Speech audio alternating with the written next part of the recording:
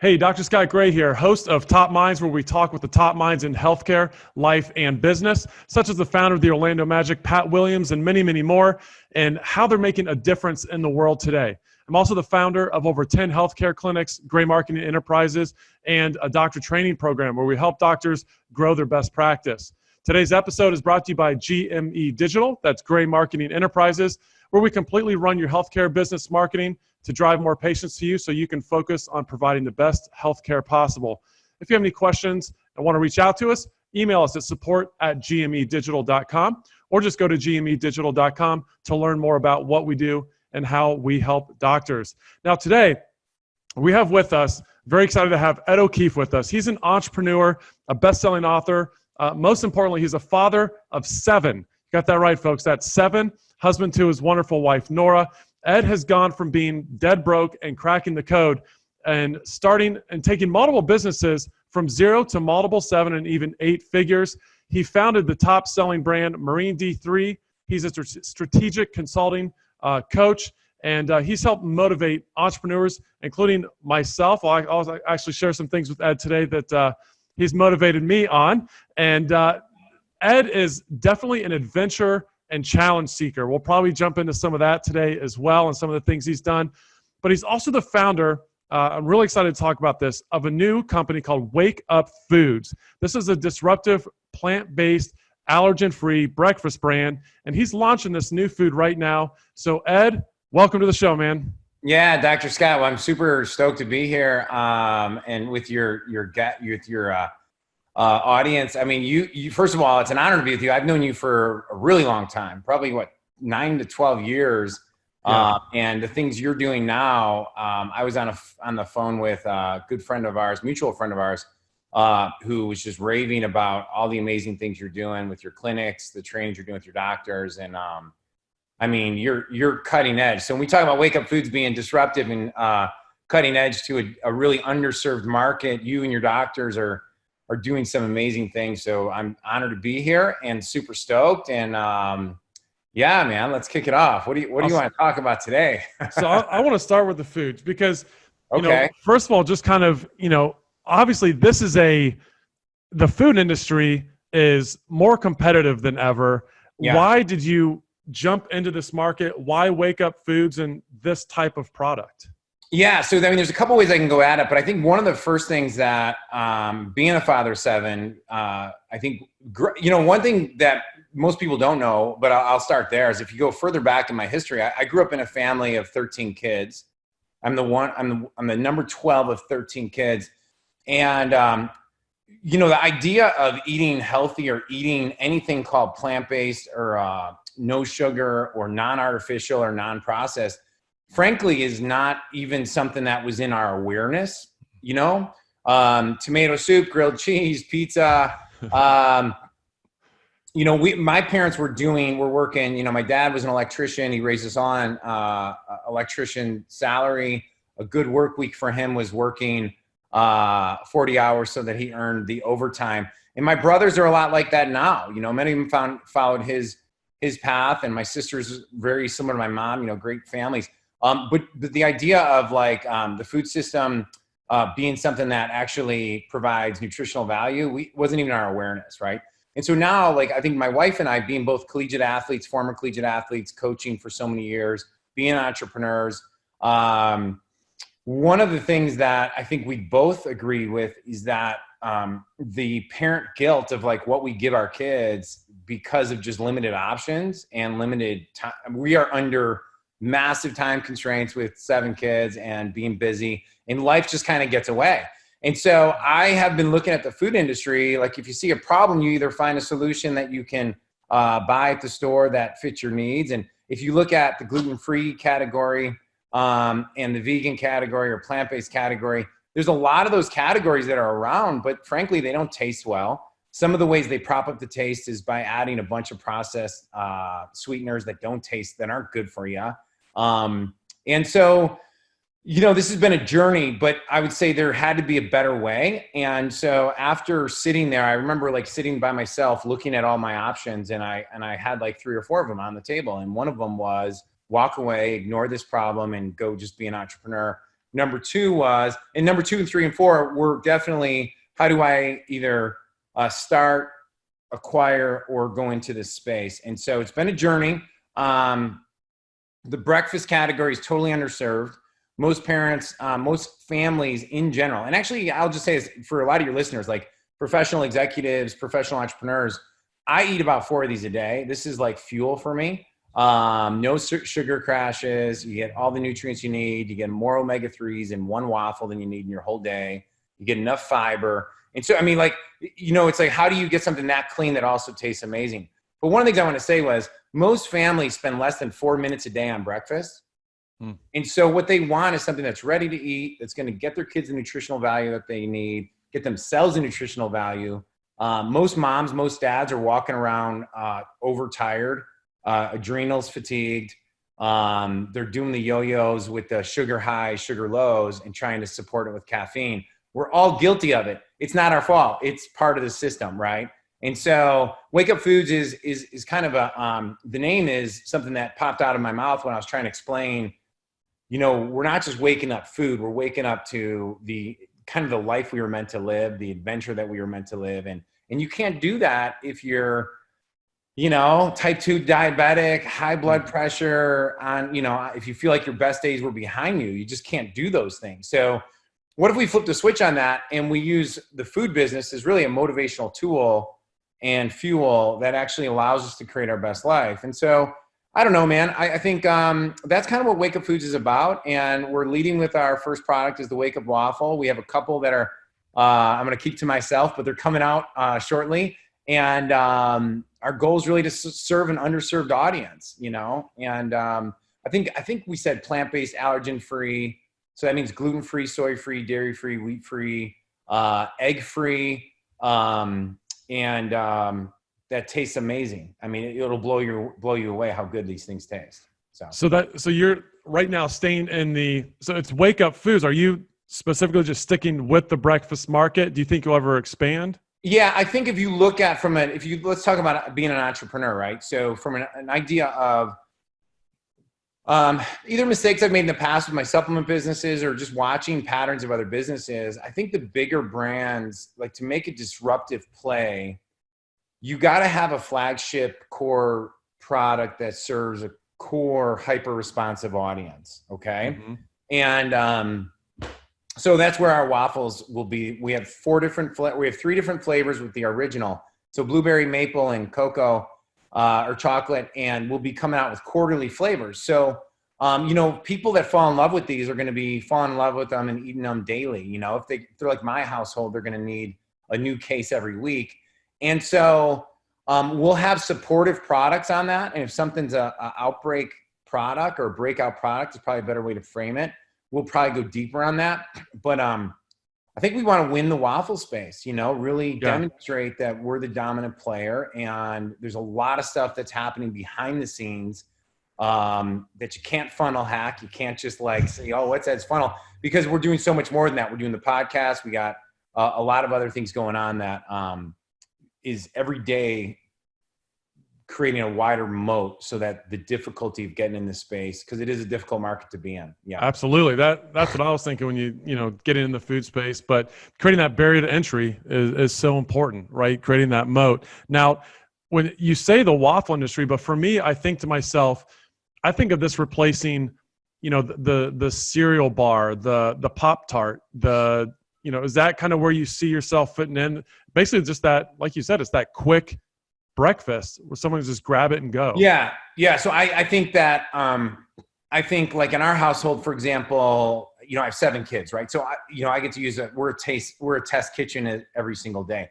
So my kids want everything from cereal to Pop-Tarts to pancakes, you know, to waffles, to the brownie bites, so it's like, okay, well, like when my marketing team comes to me and they're asking me like, well, what's our next product? I'm like, don't worry about it. I already have it because I already know what the hottest things are in the household.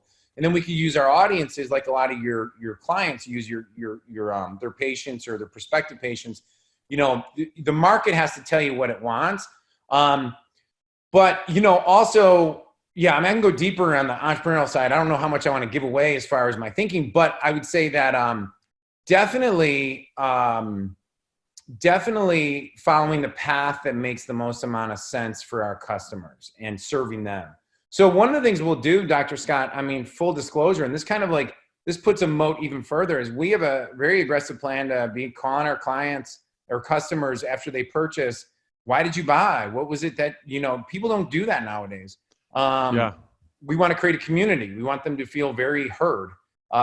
If you speak to most allergen-free like families, which by the way, I think the statistics now are like more than 30 to 40% of individuals have some kind of food sensitivities that they're unaware of, let alone the people that are. So when you look at nuts, dairy, egg, soy, gluten, I mean, and I could talk about gluten and how pesticides has exacerbated gluten and why most people are actually gluten intolerant now. That's actually, Ed, I wrote that question down because I was looking at, all the things that your product is. And I just put in here, what's different about food today? Why do you think people have all these allergies when, it came out of nowhere in the last, 30, 40 years? Yeah, it's crazy, man. I got to thank my chef Eric has been, and Jesse Itzler both have been like saints. Chef Eric Walnum is our lead chef at Wake Up Foods. And I spent 2.5 days, like we didn't know each other. Jesse Itzler had introduced us, and I caught him and I were talking. I'm like, hey, can I fly out to your house and just spend like 2 days with you? And just like we cook, we talk, we go through our formulations. You give me your life philosophy. And this guy was a sought out, he's a sought out private chef for a lot of really, really well-known and like people who can hire private chefs at exclusive clubs and stuff like that. And so he's the real deal. And when I met him, he really spent a couple days educating me, not like talking down to me. We just great conversations. I'm really curious, part of being an entrepreneur and part of starting things is like the power of going down this path is you're learning. If you're not learning, what's the point of this thing, right? And so every problem, every challenge, every curiosity brought me to more podcasts and brought me down more experts.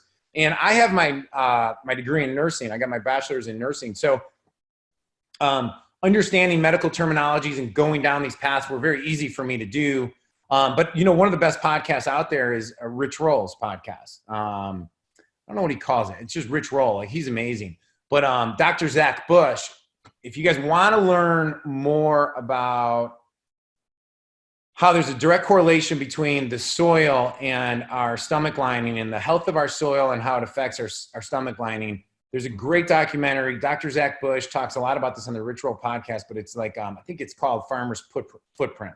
And he talks a lot about how in 1992 and 1993, Monsanto's, I think it was, came down to all these farmers and said, hey, we got this new technology. We have these new ways of killing your crops, killing all the weeds so you could turn over your soil faster, right? Well, I'm not going to go into the long discussion. You guys can check this out on Farmer's Footprint. There's people that are more educated on this than me to discuss it. But what he showed was a direct correlation to the exacerbation of chronic illnesses in children, in most children in the 70s, it was like 4%. Now it's in the 40 percentile. Wow. And there's a direct link to back in like 1992, 1993, when the farms started accelerating their, like killing their crops, killing their soil to get more crops out. It's not the farmer's fault, by the way. They were fed false lies, right?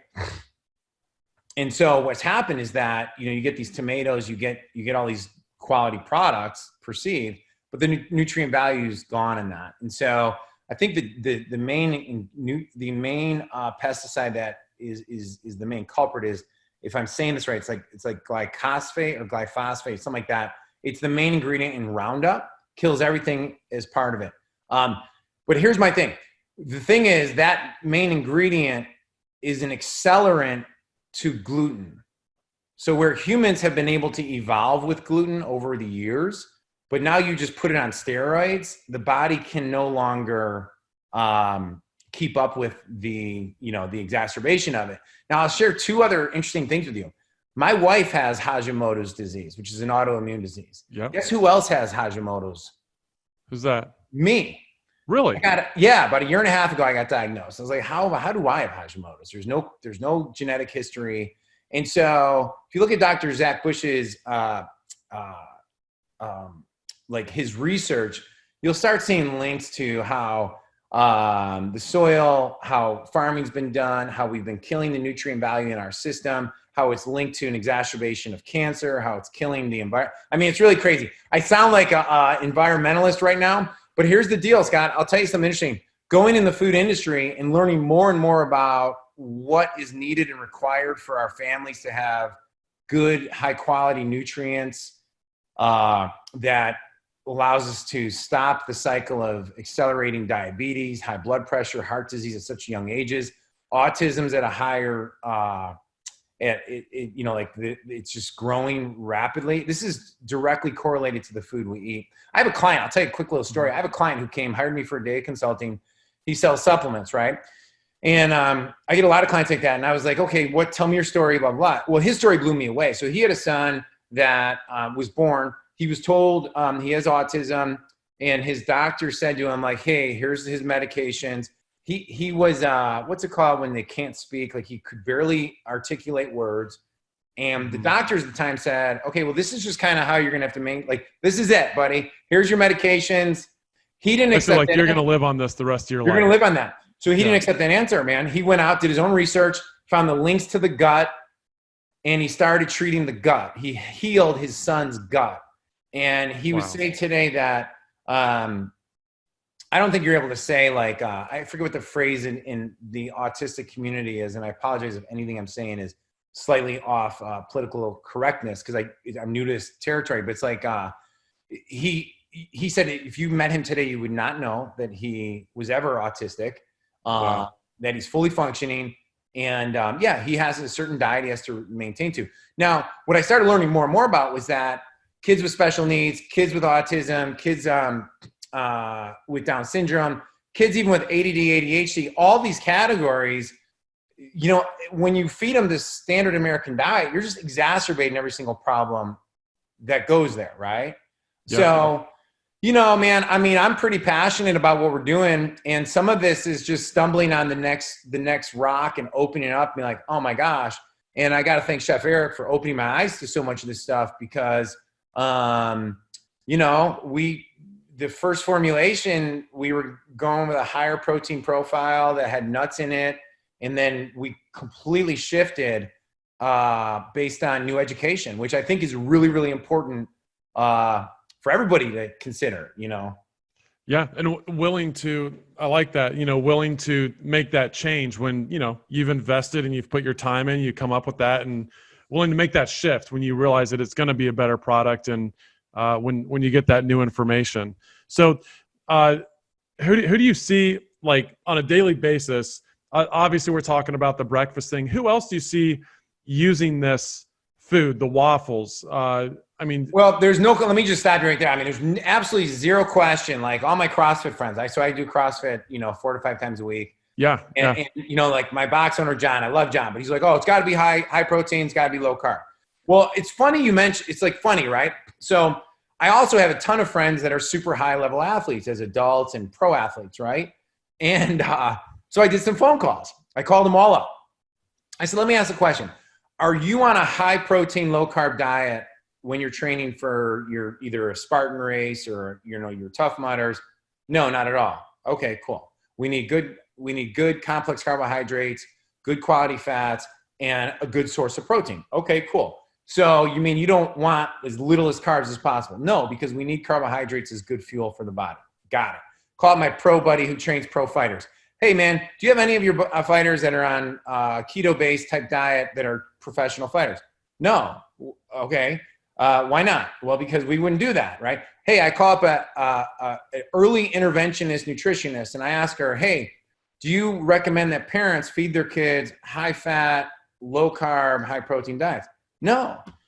So I started doing all this research, and I was like, well, you know, the only people that are stating that you should be on a keto-based high carb, low carb, or high fat, low carb diet are people that are either in love with figure and body sculpting, or in a cycle, or have to do it medically. And there's still limited research on that. So when I kind of stepped back and I looked at it, I was like, you know what? My family, I want something that's going to work for my family. I want something that's going to work for millions of families worldwide. And I want something that's going to be something that's sustainable for high performers. Okay. So everybody watching this or listening to this is what I would consider a high performer. I consider myself a daily attempting to be a high performer, right, Scott? Like, we're doing our best, you know? I'm raising kids, running businesses, trying to be a good coach, trying to be a good dad. And the last thing I need is to deal with complexity in my diet. And so what's the simplest form of doing that? Well, I got a great quality product that does not crash in sugars. I don't have to think about it. It's something I could do for the rest of my life. If I wanted to cycle into a low carb, high protein diet temporarily for a period, you can do that. But that's not what Wake Up Foods is about as of right now. We may have a keto product in the future, but right now we're really trying to serve the audiences. So when I look at it, man, I look at like, I'm trying to tick all the boxes for you, but I mean, I can hit them all. Like, just, we represent, like, I consider myself a high performing athlete when I'm training. Right now, I've been so busy in startup mode that I haven't been training as hard as I'd like to. But, you know, like my friend's Jesse Itzler, you know, he's fruit and veggies. He's plant-based, 100%. And so, I mean, I don't know if I'm answering your question well enough. I'm getting a little tangent-based, but no, I mean, I think you're excited about it, man. I'm excited about it. And here's one thing I use it for. I'll tell you, like, for all your guys too, like you have doctors here and stuff like that. You have your breakfast. You do, like, I love plant-based proteins in the morning. I'll throw the waffle in there with it. Mid-morning, you have that crash or you're feeling a little hungry. Boom, grab a waffle out of the refrigerator. You could stick it in the toaster. You could eat it cold. Tastes amazing. And boom, you got good carbohydrates, good fats. You're ready to roll. Yeah, I love it. So, I mean, it's everything from your breakfast food to your athlete too. So, you know, pre-post workout type stuff to make sure you have the energy to do your workout and to perform. Now, have you ever thought, and you probably have, but I'm just thinking, like, man, this would be a great thing to get in, you know, like our offices, right? To share this type of stuff with our patients and. Yeah, no question. Yeah. I mean, yeah. So, I mean, one of the visions there would be, obviously we have like those bunker box coolers like that. The vision there would be bunker box coolers in every office with a suite of a couple products, a couple flavors. Patients come in, great anti-inflammatory products. You're not going to get inflammation from them, which, you know, for your audiences knows all this, but if any other audiences knows that every core disease is coming from hyperinflammation in the body, metabolic syndrome, like those are the dominoes that are being affected. And the one thing about Wake Up Foods is we have anti-inflammatory ingredients in our products, you know, so you're not spiking that. I think that'd be amazing, you know? So yeah, I guess we'll get a link, but if any of your doctors want to reach out, we'll do that when the timing's right, for sure. 100%. Yeah, definitely, man. Cause I see it connecting with, you know, I give my patients an anti-inflammatory diet because it's so huge for, awesome. Like you said, every disease, every, you know, a lot of them come in pains, right? And a lot of that's just inflammation driven. So let's shift over. Dr. Scott, let me pitch something real quick on that. So if any of your offices would rather, instead of, until we're ready to put them in your offices, we could always give coupon codes through you, like where, like, if they give a coupon code to shop at Wake Up Foods, their patients can get a discount and those doctors can get a commission on that as well. So they could have the same benefits until we're ready to ship out bunker boxes, you know? Yeah. Awesome, man. So, hey, real quick, while we're at this part, how would they get a hold of you to get that? Email me directly at ed@wakeupfoods.com. Ed at wakeupfoods.com. Okay, cool. So you just said earlier, like, hey, I'm an entrepreneur, you know, trying to, you know, be high performing. Yeah. Got the kids. So how do you, like, I have 2 kids, man. You have 7. I don't understand, like, how does this work-life balance, if that might not really be a thing? I'd like your thoughts on that. If you think that is a thing, then, you know, what does your schedule look like? How do you do this?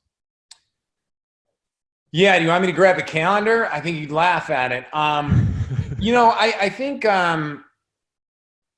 other people have addressed that whole idea of like work-life balance. I mean, any high performer does not have balance. Usually they're people that, you know, and by the way, that doesn't mean you can't be imbalanced by giving attention to your values. I think it's more a priority of saying no to like what's important. So let me give you an idea. So like if it's health, let's talk about health and fitness, for example.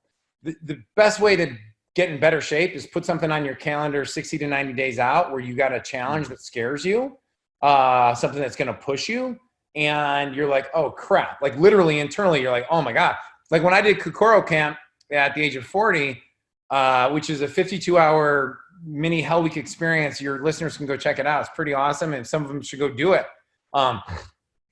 The reason I did it was because frankly, when I saw videos on YouTube about it, it scared the hell out of me. It made me really say to myself, like, do I have what it takes to go do that? Scared me to death. Right. And gosh, you put yourself to it. And like the moment you sign up for something like that, there's something different locks in and you're unconscious and like, you just become a different person.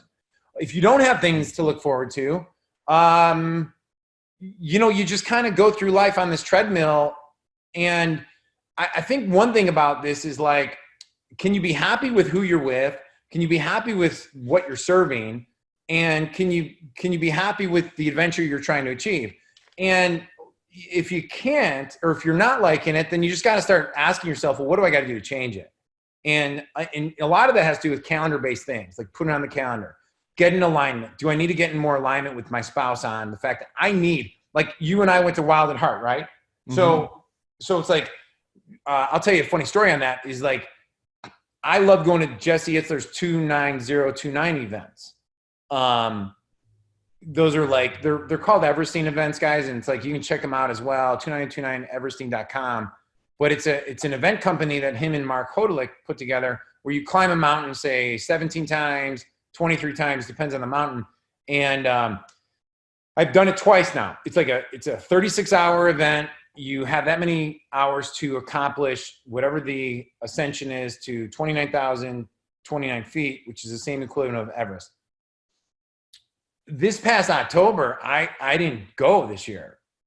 And I'll tell you something, because I had already done it twice. And I was so like, I've already done it. I was like depressed. I don't even say that word about myself too much the whole weekend.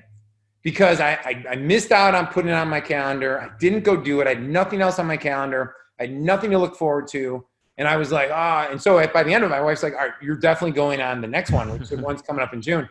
And I think, scheduling those things makes the difference. And then as far as I think when you schedule stuff like that, then you just got to put it in your calendar. And I think the other thing on this, Scott, I think a big misconception about training is that if you do 20 minutes of something hard, that's good. Give yourself some props, and I think one of the things about people being fit and healthy and happy is don't judge yourself so harshly. Stop feeling guilty about things you did wrong yesterday or today and just make your next half of that better.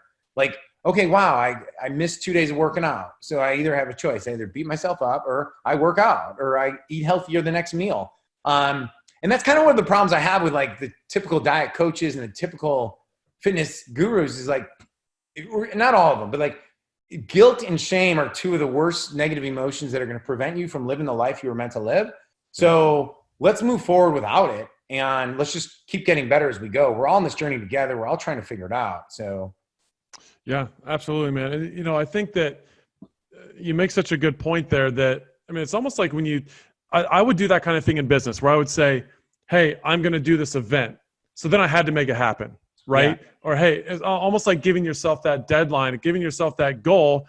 Because a lot of people, it can, for some people to start to work out just to work out, it's like, there's no point to it. But when you're looking forward to whether it's Kokoro or, 29029, you've got something you're working towards, right? You have that goal and it can make it more enjoyable. And there's a purpose for you going every day, getting up early, whatever it may be. Yeah. And can I just jump in there real quick too? Like, so there might be some people like saying like, Ed, I haven't got off the couch and so on. Hey, your thing might be a 5K.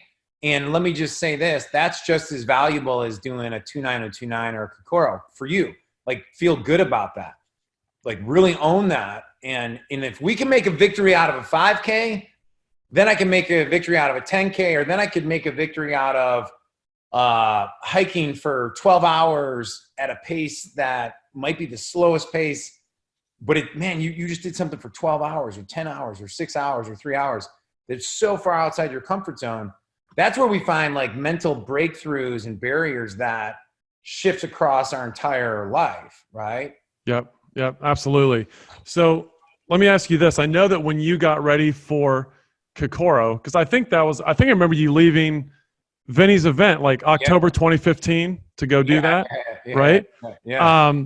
So I know you did a lot of mental toughness stuff to get ready for that. What's the biggest takeaway that you learned as far as mental toughness and preparing and going through Kokoro? Well, I think that's a loaded question, right? Yeah. So I think one of the things I wanted to do going into Kokoro, so just kind of give everyone a little more context. So like Kokoro is like you're being trained by Navy SEALs. They're putting you through a mini Hell Week experience. So you go into the ocean, you're getting yelled at, you're failing, you're being it was probably the most physically fit I've ever been. But it's very mental. Like people quit because of mental reasons mostly than they do physical. I think one of the things I wanted to test out, Scott, and this was based on, Commander Mark Divine's, like his books and stuff, was there's a few things, right? Number one, can I stay positive the entire time? Number two, can I stay present the entire time? Meaning like a problem is only as big as it is in the present moment. The problem gets much worse if I got to do this. Say you and I are carrying a log, or saying you and I are in a cold ocean and we're getting whitewashed, and my teammates, if my mind drifts off to I got to do this for 3 more hours, I'm done. So really all you got to do is focus on your breath, and you got to focus on the next 10 seconds. And if I could do that, then can I sustain that over a long period of time? The other thing is, can I stay positive by injecting positive mantras and phrases internally? That's one. So like one of the I wrote a blog post about, or a Facebook post about this, like the most important 3 words you can ever learn are, I got this. The next most important 3 words that you can ever learn are, you got this. And I could argue that that's almost more important, because if I'm telling you got this, I'm simultaneously telling you stuff that we got this. And so, so in business, I found that the phrase is more like, we will figure this out, or I will figure this out. And so if I could brainwash myself to believe that those things are true, and I did the work physically to prepare my body so it can go through that physically, then we can mentally handle it. And then the other thing I would just say, I think I'm at number 4, but I had one more though. So number 4 would be, if my attention goes to my teammates, then I'm not feeling sorry for myself. And so that was a really, really important lesson. And so one of my goals going into it was to be a good leader and to be a great teammate. And so in order to do that, you got to be focused outward, not inward. And, even going back to like Wayne Dyer, and I mean, you've heard this from many people, but you can't feel sorry for yourself if you're focused on other people.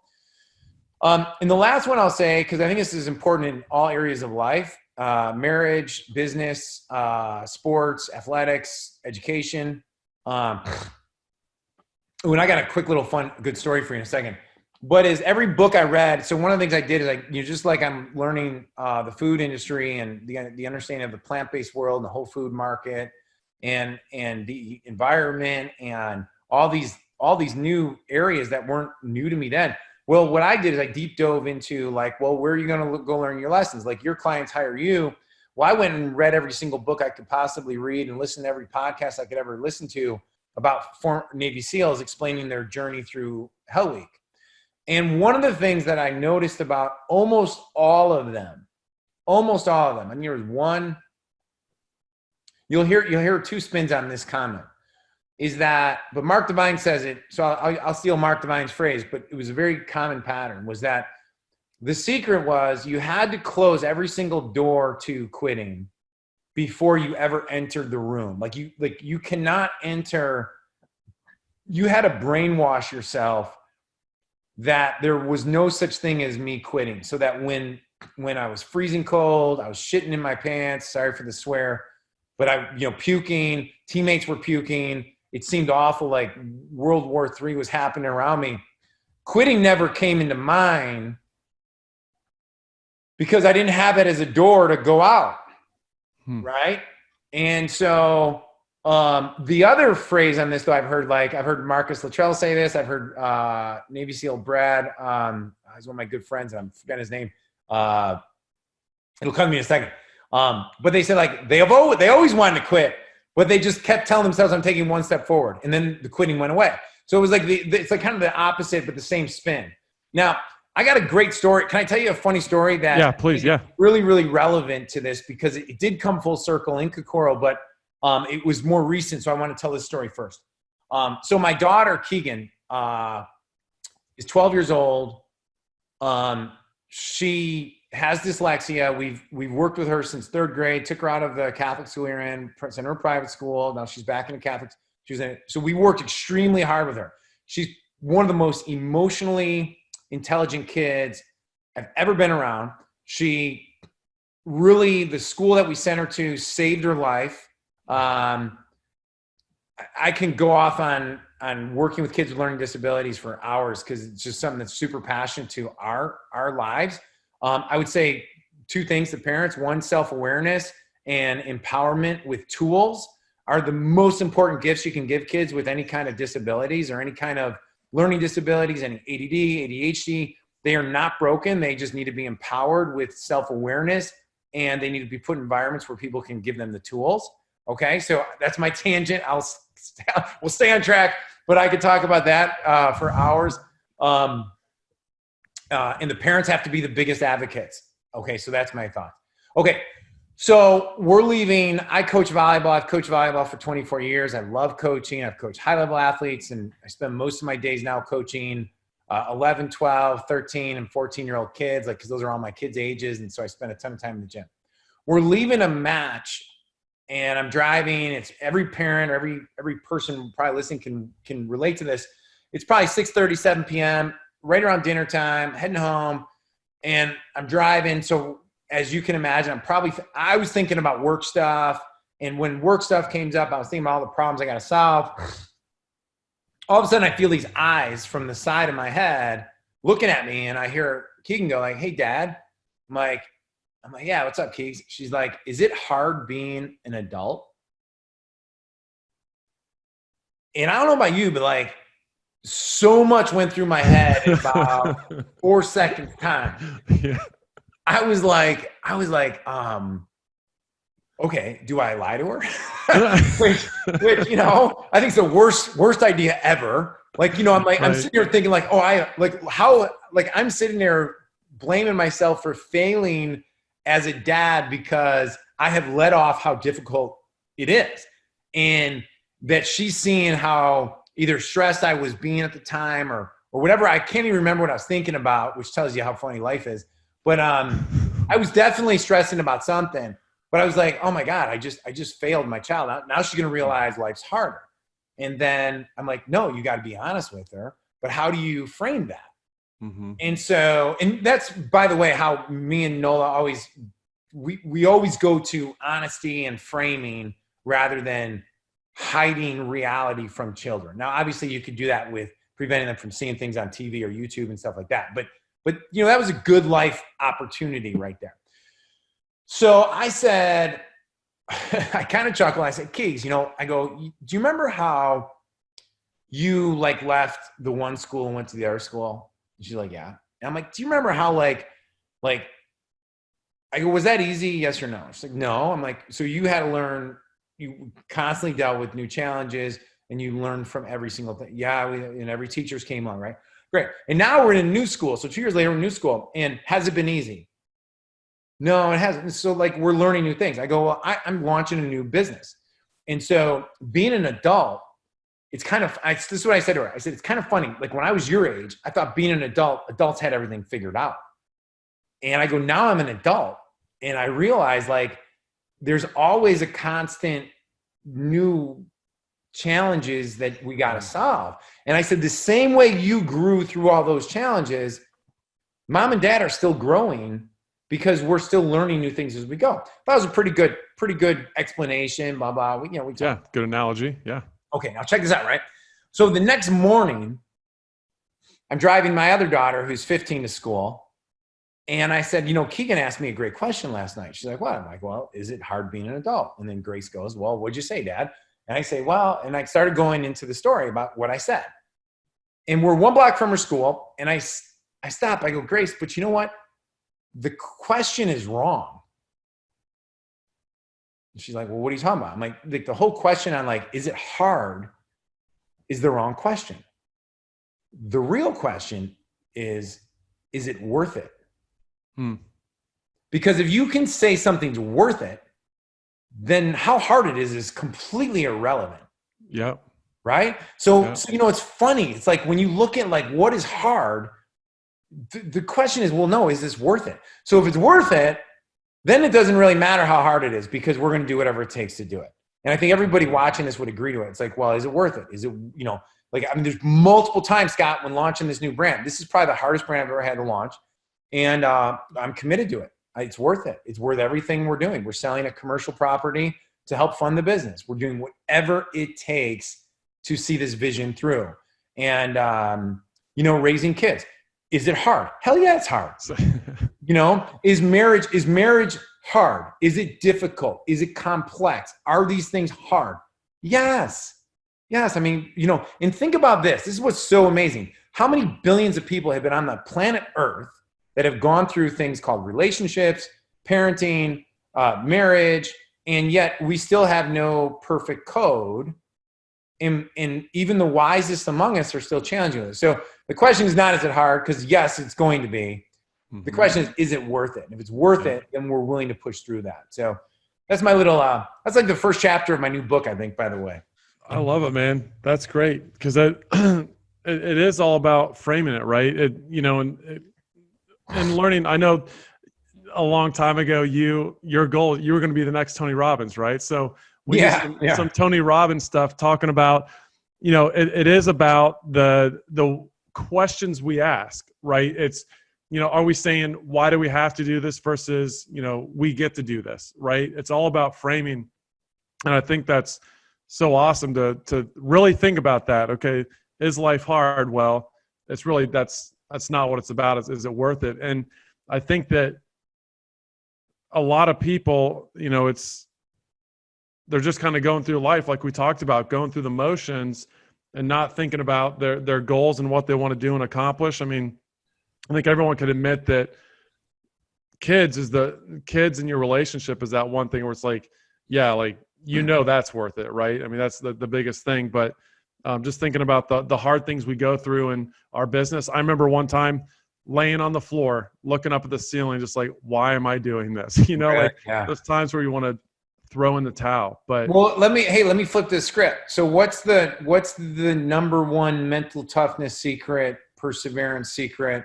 I mean, you've evolved. Your businesses have evolved massively in the last 12 years, correct? And you've really been an innovator and disruptor in your own right, and continue to do so, and have no plans for slowing down. So, what is the thing you stay focused on to persevere?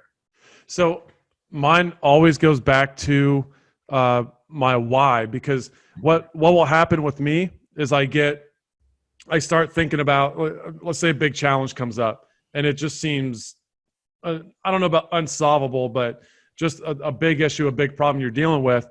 It's like, how are we going to, I'll start to think, how am I going to get through this? How am I going to get through this? And then I say, nope. And then I shift over and then I go down through, what are my 3 key initiatives that I'm working on? What steps do I need to take today? I start focusing on the steps that I have to do to move forward, as opposed to, I think it's like what you're saying about your problem's only as big as it is right now, right? So I can't think about what if this doesn't work 3 months from now. I can't think, what if this doesn't work a year from now? I think about, what do I need to do? And then I actually, every day I write down my 3 key initiatives and then the 5 reasons I'm doing it. Oh, that's awesome. Right. So it's like, that's actually something I got from a guy I met through you, Randy Davis. Randy's awesome. Yeah. Yep. So we actually just did a podcast with him, but I write down those 5 reasons to remember why I'm doing it. Yeah. But I start to focus on where I'm going as opposed to the problem. I shift what I'm thinking about.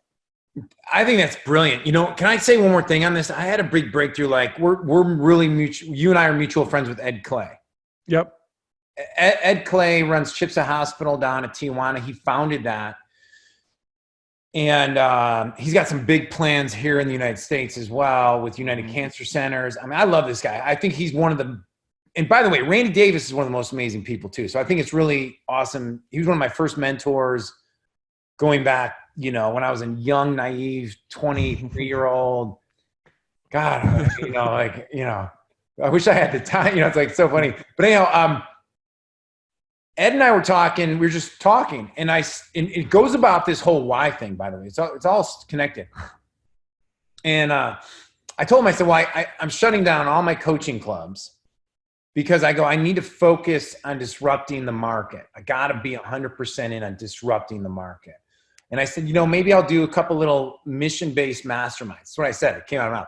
And I said, because Ed, I only want to talk to mission-based entrepreneurs. Because here's what I found, Scott. And what I mean by mission-based is like not affiliated with, like, if somebody's like really into a certain thing, they're going to succeed if they have a strong why behind it and they have the good of everybody involved into it. That's an entrepreneur I love to talk to and work with and support. But what you're talking about too is like, I think like the future belongs to people who have the why figured out. And man, I'll just tell everybody, like I spent like 5 years doing a lot of stuff that was talent-based. Like I was doing tactics and strategies, but I didn't really, I was losing not my compass from a moral perspective, but I just didn't have anything to grasp onto. And so it's funny. What I just want to say is if you have something you're like, I really want to be more of X. I really want to do more of X and you're afraid of it. Everybody who's going to support you on your bigger vision is on the other side of acting. Like once you get moving, like when we're an idea concept, you're hoping they show up to support you, but they don't know because you're just an idea guy right now or gal. But once you move in the direction, they all start showing up. You got to move forward with faith, and everybody will, it'll be provided to you. But you cannot sit and feel sorry for yourself or hope one day you're going to do it. Why would a 44-year-old guy with father of 7 risk so much to take such a jump into a big market and go up against Kellogg owns 70% of the waffle market? Wow. I kind of figured out why it's difficult to get into the waffle market. It is what it is, man. We're going to go, let's go make it. Let's go make it happen. Really, but we're going to make it happen by changing lives. And by changing lives and serving the underserved markets, that's how it's going to happen. And so we'll do that one customer at a time. We'll stay present. We'll block and tackle it out. Absolutely. And so like you said with Ed Clay, everyone told him, or basically, like, what are you doing? Why are you doing this? And yeah, he was crazy. I mean, it was like insurmountable odds he was going up against. I mean, just nuts. And I'll just share on here, Ed's opening up stem cells down at Chipsa now. They just got their stem cell license. So super excited to see what he does with that. But, one of the things Randy taught me, and I'm sure he went over with you, was the only way you get clarity in life and in your business is through action, right? It's only by taking action that you start to get that clarity of what you really want to do and need to do. So very, very good point. So I'm going to bring up one other thing because I talked about that you've made a difference in my life and some things. I'm going to share something with you probably don't know.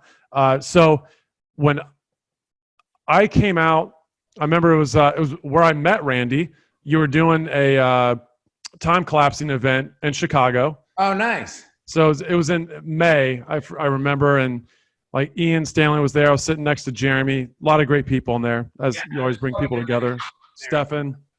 But so everyone's in there, and you started talking about not doing stuff out of obligation. Oh, that's a good one. And that's in your book. I don't know if it was a whole chapter, but it's definitely in there. I forget. Yeah, I think it's called like the obligation trap.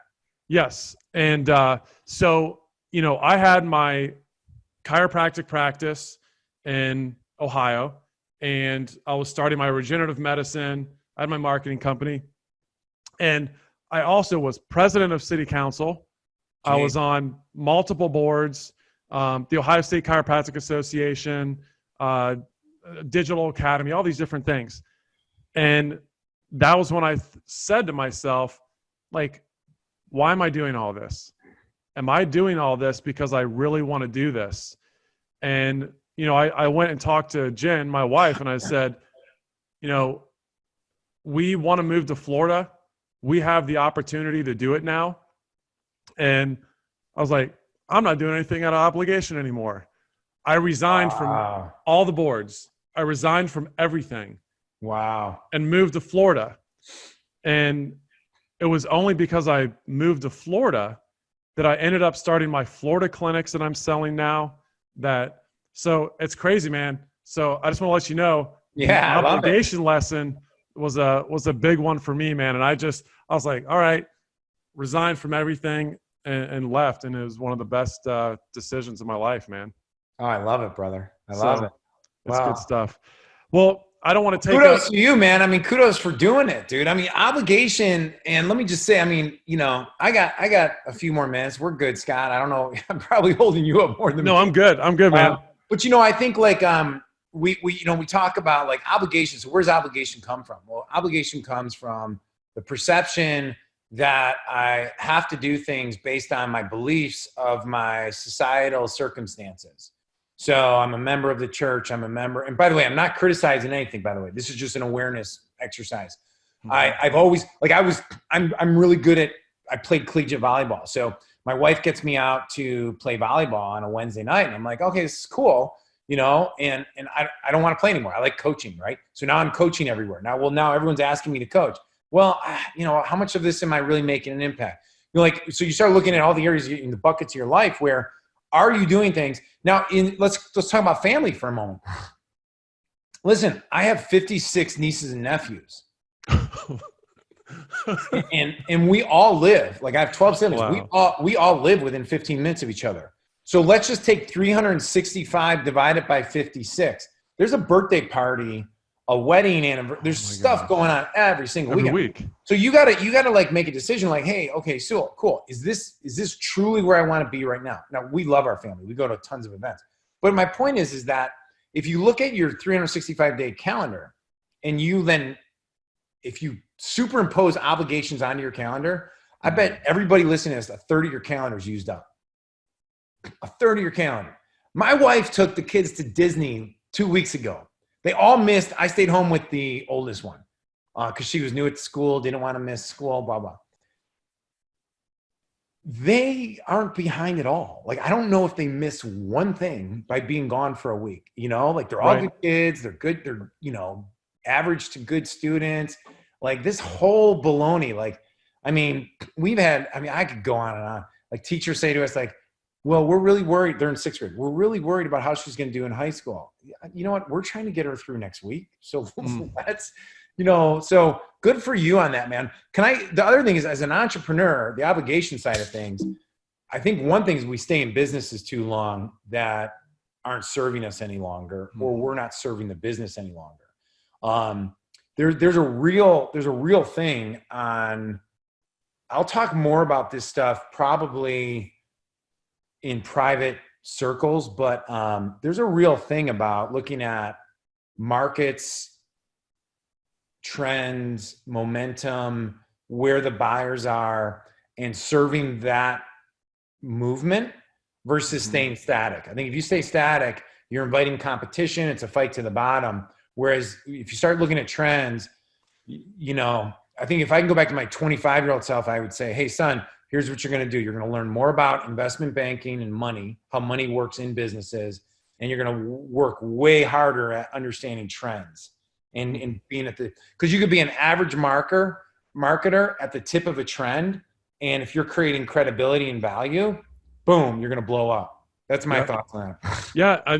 that was another thing I took from that same May conference that you talked about was, solving the biggest problem, right? It's like a lot of people will stay in a business solving little problems where they can't really grow it and make the money they need to grow a company and hire people, where you could go find the bigger issue and really, I'll use my example, right? So I have my chiropractic practice, and I was in the world of, and you can kind of think of it like the blue ocean type thing of, I was swimming with the sharks of everyone's just doing their chiropractic thing. It wasn't any different. And I started getting to regenerative medicine, and that's gone really well for me. Well, you know what? I was on the tip of a trend, right? The whole stem cell thing, the regenerative medicine thing, that was a timing thing. I feel like I got lucky on the timing. I took the action, but the timing just happened to be right. And then, I was doing my chiropractic practice out of obligation. And I actually got an email. I was talking to Randy one day, and he could just tell I was all flustered and messed up in my head. And he sent me an email the next day. And he said he could tell that I was flustered with the chiropractic practice. And at the very bottom in bold, he put, Scott, if money wasn't an issue, if you had all the money in the world, would you keep the chiropractic practice? And it was just like, absolutely not. And what I realized is that practice was messing up my mental state, my energy. Like every time I walked in there, and it was like, I have to get rid of this thing. It was a burden almost that I was carrying around. And then when I let go of that and, just said goodbye and focus on the new thing that was the trend, it was where things were going. And I mean, it's crazy. The stuff that we're doing now, I know you may have heard some of it, but, we've got private equity groups, buying our practices because of the timing of the whole thing. Right. Yeah. And I'm talking with a group that, wants to use our system to go nationwide, right? To franchise the whole thing. And it's just like, that's not because I'm some genius person. It was going into finding that trend, right? And being able to deliver the value and do it right. And and not quit right about that. And not quit and follow that trail and do the hard work and put yourself in the position, and I think that's so kudos on that. Yeah. Trend's part of it, but you did the hard work and spotting it. But I think 90% of it, man, like even like with Kokoro Camp, one of my good friends, Brad Daddis, told me, he's like, you signed up. Like you signed up. 99.9% of people, when they see that, they go, oh man, I'd love to do that someday. I know guys right now who are entrepreneurs who go, oh man, you did Kokoro, I'm going to do that one day. Okay. Sign up. I mean, like, I believe anybody can do it. Yeah. You just got to sign up and do the hard work. It might take longer for some people to train than others, but are you willing to do the hard work? And it's like, sign up. You did the stem cell research and requirements required to go do that. And now you're a leader of multiple people, and kudos to your members and clients for following your leadership, and, sign up, get after it, That's right, man.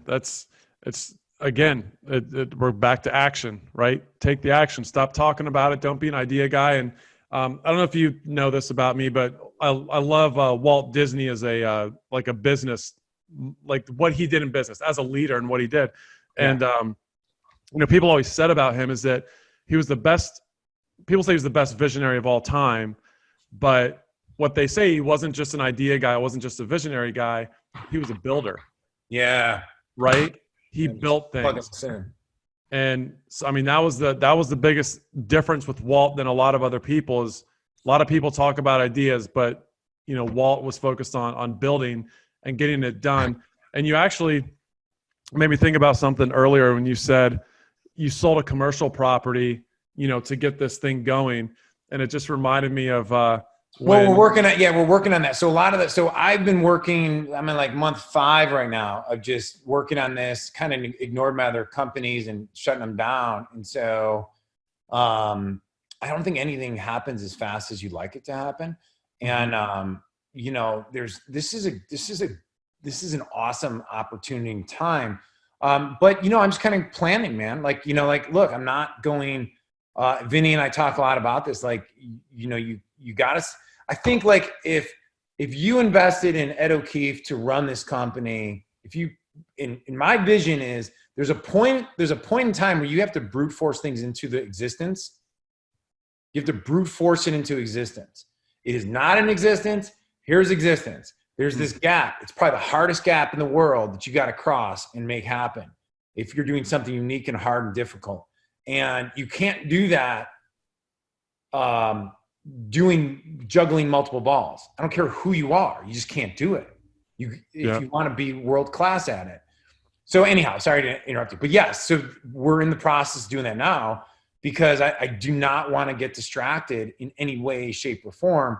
And, the plan is to scale and to raise capital at scale, but I want to brute force this to get the track.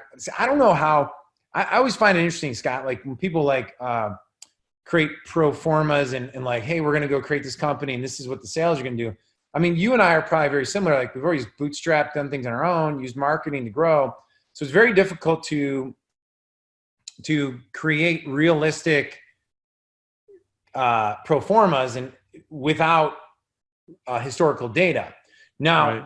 I have some historical data of something else I've done in the past. And so I have an idea, but really, so I want to get this thing live, which by the time your listeners see this, we are live. So you can go to wakeupfoods.com. They could use the code Dr. DRSCOT. Are you with 2 T's or 1? 1 T. Yeah, I thought so, right? DRSCOT. And they can get 15% off their first purchase with Wake Up Foods. And usually we should be launching with a buy 2, get 1 free anyway. So that'll give you another bump on that. But what was I saying there? Which you have to push things out. Like no one's going to do it for you. So anyhow, so that's my thoughts. But go ahead. You were going to say something on top of that. Oh, just, I remember reading about when Walt, he was going 100% in on Disneyland. And a lot of people think that, you look at Disney, how it is today, this Goliath of a company. Yeah. It wasn't like that back then. And so he mortgaged the entire studio. He got money from ABC. He sold his life insurance policy. Yeah. He sold everything to go 100% in on this thing that he was building something that had never been done before, right? Like you said, it's that gap between brute force and creating this thing that had never been done and had no clue. And like you said, I mean, it's like we could do a pro forma, but if it's never been done, if it's something new, I think it's so funny when, people talk as marketers and say, oh yeah, we'd definitely be able to do this, this, and this. It's like, if you know anything about marketing, you know that you know nothing, right? You know that we're going to test and probably what we think is going to happen isn't going to happen. Like, yeah, right. I mean, it's just the reality of starting stuff new. But anyway, so very good, man.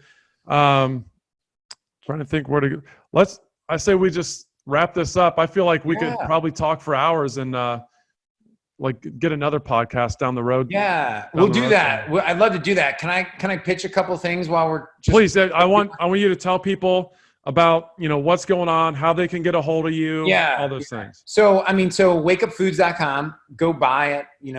I'd love to hear your feedback, share it. There's definitely people in your life right now who could, whether it's you or I think everybody on this should try it, be amazed by it. And then, but really, if you think about, who's a high performer, who's a mom, allergen-free family, gluten-free, intolerant, that is a very underserved or a plant-focused family. Like the amount of people going plant-focused, which is not anti-meat, it's not 100% vegan, even though we cater to that crowd. It's vegan friendly. I mean, it's friendly. We're the most popular product in the world because we're friendly to everybody. It's really kind of represents my personality, to be honest with you. A big family, everybody's welcome. So that's number one. Please share it. I mean, really, this needs to be a word of mouth company. even though we are going to use our expertise in digital advertising, we're really looking for people to shout it from the rooftops. If you're a practice, reach out to Ed at wakeupfoods.com if you want to support us by promoting it and get paid as an ambassador. And then as we come out with our bunkers, and Scott, you'll probably have some ideas that you and I could talk about to do something a little more official. Right now I have a podcast called The Ed O'Keefe Show. It's going to be changed to it's called the Wake Up Minute, which is a series of podcasts about from some of the, like I have Jesse Itzler, David Goggins. I'm trying to think, Cara Golden from Hint Water, myself doing micro podcasts. And really a lot of the questions you asked, I plan on bringing a lot of people in the adventure, the athletic, the health arena. And then next time we're going to have you on my podcast to talk about the future of stem cells and how you're transforming the world that way. So, but that's pretty much it. If you guys I'm pretty active on Ed O'Keefe Social. If you have a way of contributing or you feel you could support the cause, we're definitely looking for strategic partners as we grow the business. So it's a pretty exciting time. Awesome. Thank you so much, Ed. So make sure you go to wakeupfoods.com and grab your first order. I know I'm trying these things because my girls love waffles and they'll dig this, man. This is very cool. So make sure you check out his stuff. Check out his social. Ed's always sharing great stuff of value. Like I said, a lot of the things that I've shared with you is stuff that Ed just randomly puts on social, and you'll get good tidbits. And if you put them into action, it can really change your life and affect your life. So thanks so much, Ed. And we'll talk again soon. All right. Thanks, brother. Appreciate it.